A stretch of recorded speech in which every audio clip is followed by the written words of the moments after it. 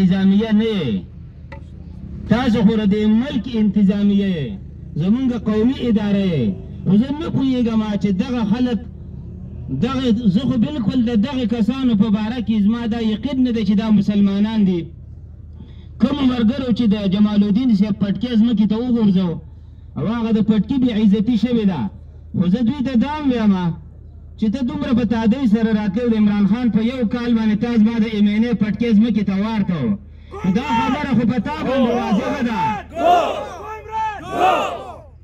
دا خبره خو ستا مخې ته ده چې عمران خان خو د 3 ورځو میلمه دی، انشاءالله مرګ خو د هغه واقع شوی دی.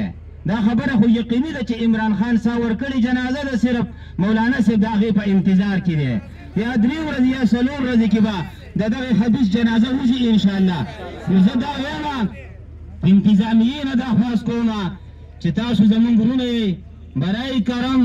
د یو سړي دپاره دومره اقدامات مه کوئ چې زما د پیغمبر پټکي ته ځمکې ته د یو عالم د سر نه وارتې، نو په دې پسې خو بله ورځ یا 3 ورځې یا 4 ورځې هر څومره ټیم چې بادي دا تا ته پته ده چې زما نمبر را روان دی. انشاءالله زه د اسلام آباد دغه د پولیس آی جي پي ته دغه مشرانو ته زه دوی ته دا خبره د دې باور ورکوم چې زما ټیم د باندې را روان دی. انشاءالله زه به نه د خپل پټکي د بې عزتۍ تپوس د آیین او د قانون د لارې د دې تپوس په دنه زه کوم. او دا خبره دا ده دوستانو چې